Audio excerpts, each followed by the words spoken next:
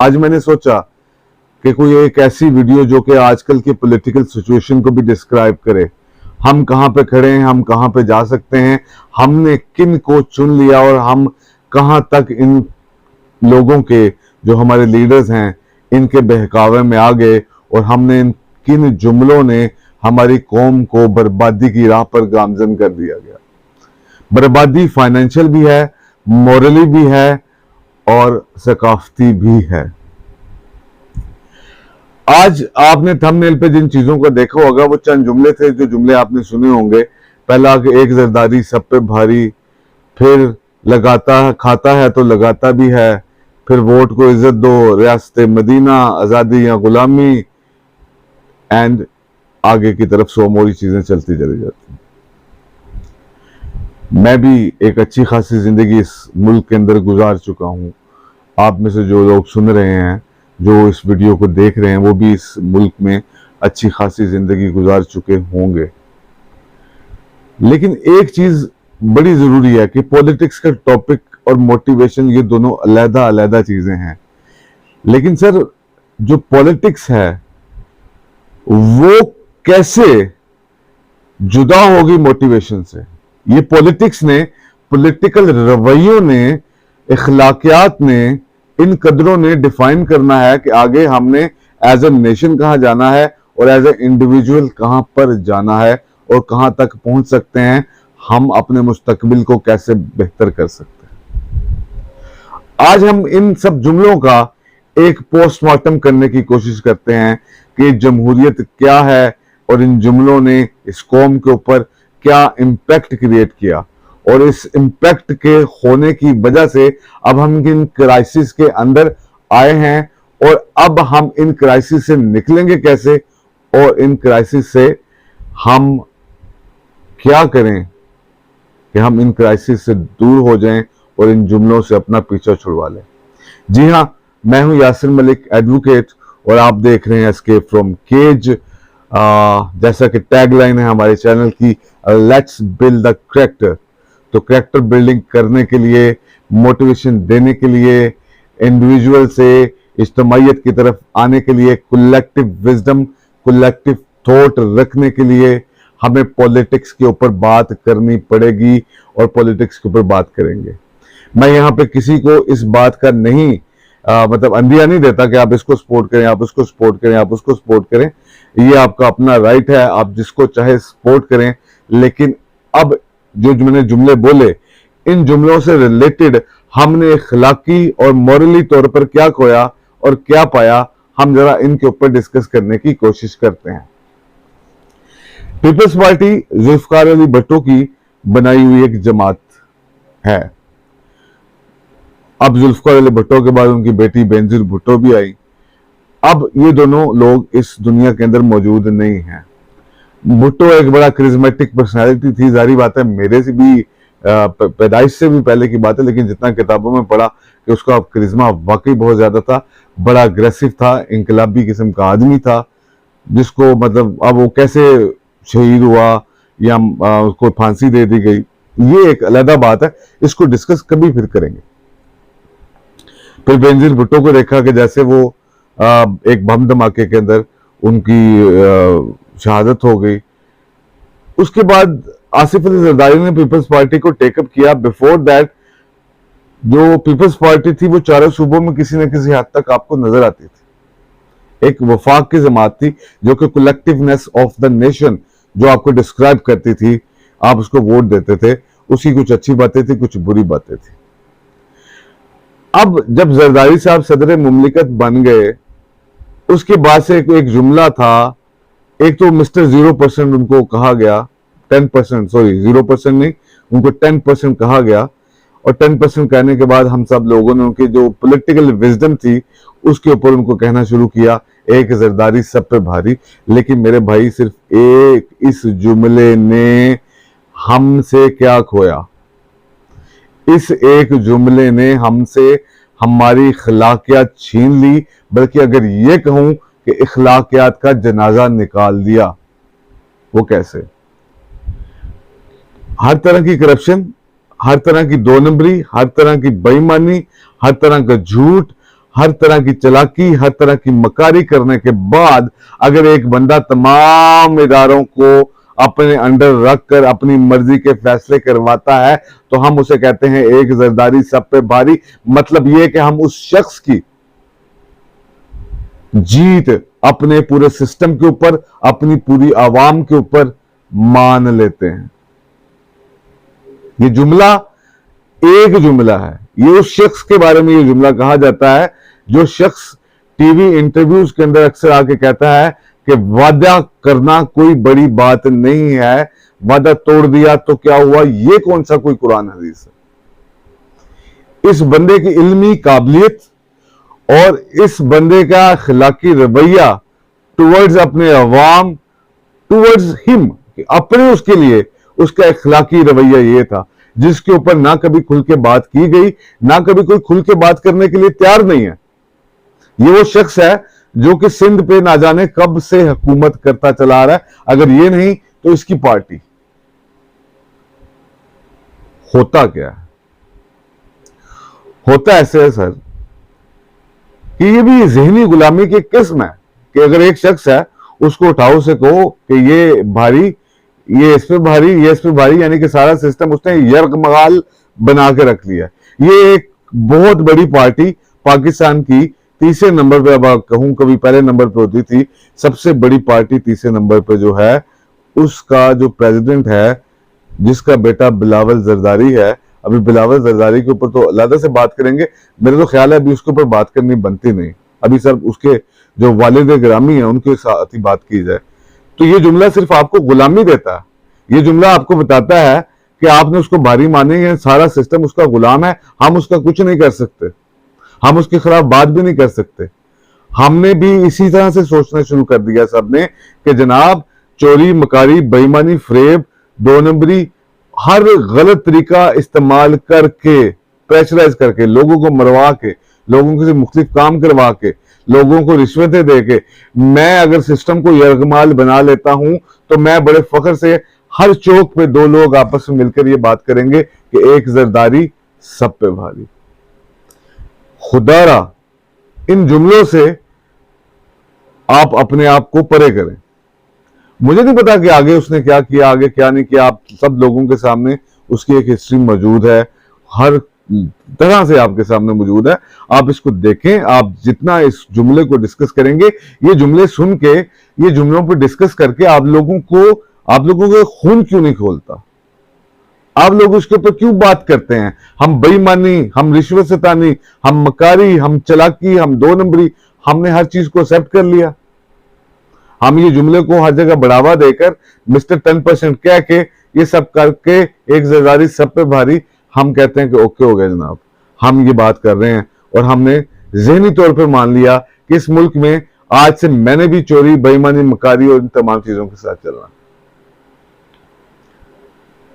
और इसी तरह से बाकी दूसरे भी। अब हम क्योंकि मेन लीडर्स की बात कर रहे हैं तो अभी हम मेन लीडर्स की बात करेंगे। अब आ जाए दूसरे जुमले पे। दूसरा जुमला था खाता है तो लगाता भी तो है। मतलब 2013 से इमरान खान के आने के बाद मुस्लिम लीग नून की जो एक तस्वीर थी वो धुंधली होनी शुरू हुई, उससे कुछ पर्दे उठने शुरू हुए, चोर चोर की आवाजें आनी शुरू हुई, मतलब उनकी करप्शन कहीं बाहर आना शुरू हुई, किसी ने उनके खिलाफ बात करना शुरू की। इससे पहले जो मुस्लिम लीग नून थी, नवाज शरीफ थे या शहबाज शरीफ थे, इनके ऊपर एक पर्दा था, एक चीजें थी, सब कुछ था, तो इनका एक बड़ा इमेज क्लीन था। मोटरवेज इन्होंने बनाई, पुल इन्होंने बनाए, मुख्तलिफ इन्होंने चीजें की, लेकिन एक चीज ये नहीं कर सके, ये वियन ही नहीं दे सके पूरी कौम को आज तक।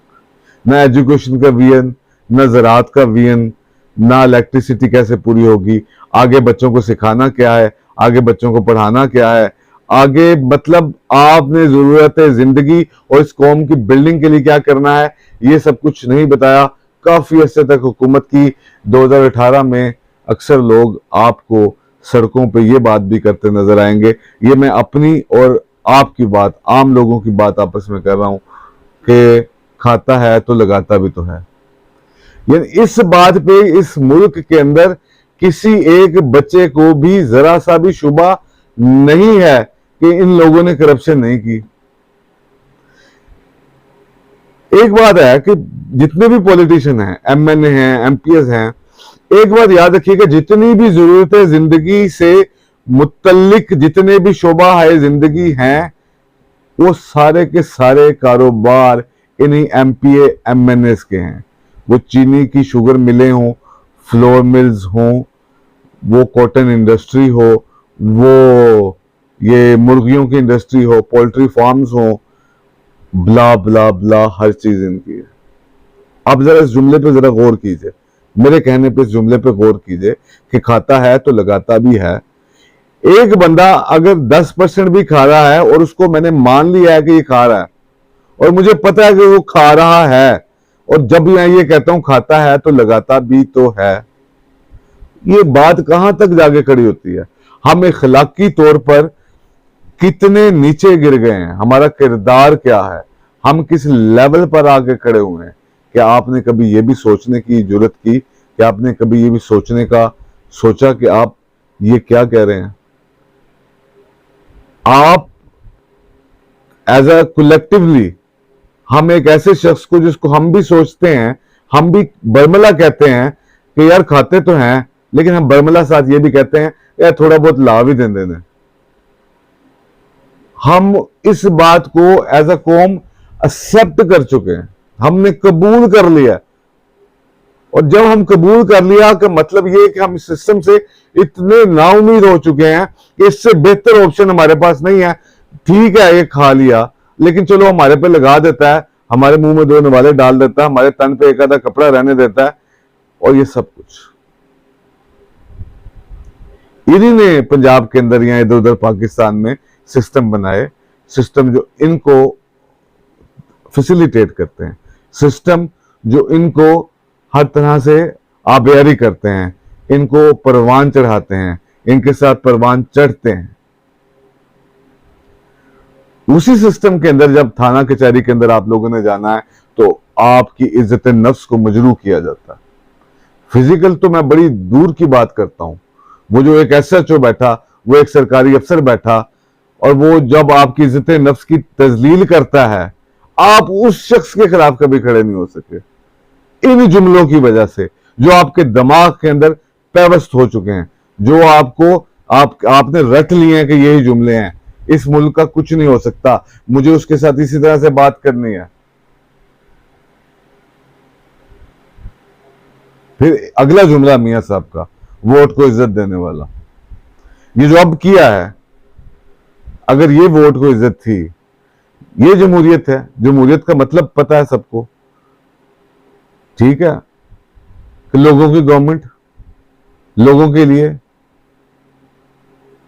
ठीक है। अगर ये जमहूरियत है, ये लोगों की गवर्नमेंट है, तो मुझे सिर्फ एक बात आप समझाइए, आप सब लोग पाकिस्तान में 95-96% जो हैं वो मिडिल लोग हैं, मिडोकर्स हैं, मतलब कुछ ज्यादा वेल ऑफ नहीं है। आप लोगों में से उस खासतौर पर 70% लोग जो हैं, 70 से 75% लोग, उन 70-75% लोगों में से कभी आपका कोई नुमाइंदा असेंबली के अंदर जाके क्यों नहीं बैठा? हम लोग क्या इसी जमहूरियत के पीछे नारे मारते फिर रहे हैं? हम लोग क्या इसी जमहूरियत के पीछे जाके मारे खाते हैं, या हम जाके तजलील करते हैं, अपनी इज्जत नफ्स को मजरूह करवाते हैं? यानी कि हम ये सब समझ लिया कि हमने इस गुलामी को भी एक्सेप्ट कर लिया। ये दूसरी एक चीज है। अब जब 2018 के इलेक्शन हुए तो हमारे पास एक खान साहब आए, उनके नारे बहुत ज्यादा थे, ठीक, रियासत मदीना का भी नारा लगाया, चोर चकारी ये भी सारा कुछ ये वो, इस पे बहुत सारे इख्तिलाफात हैं। क्या जिन लोगों के साथ उन्होंने इलेक्शन लड़ा, वो जो जितने भी हलकों में जितने उन्होंने कैंडिडेट खड़े किए, कभी ये जरूर सोचिएगा कि उनमें से एक भी रिप्रेजेंटेटिव इस अवाम का था, आप में से था?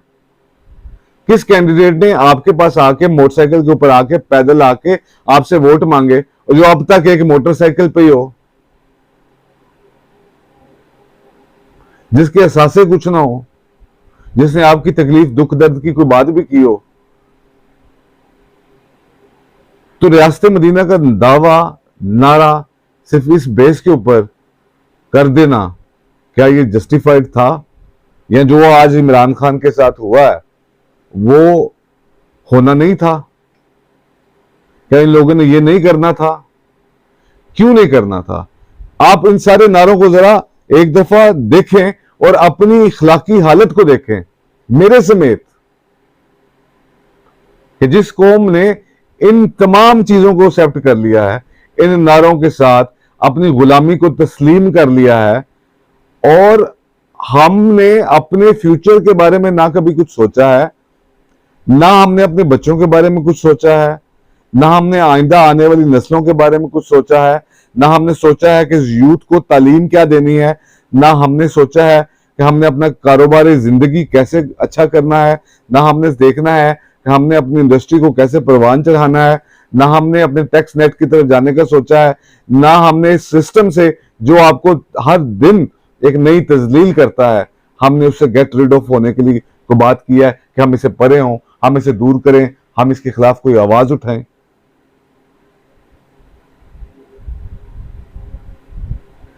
ऐसा कभी कुछ नहीं होगा।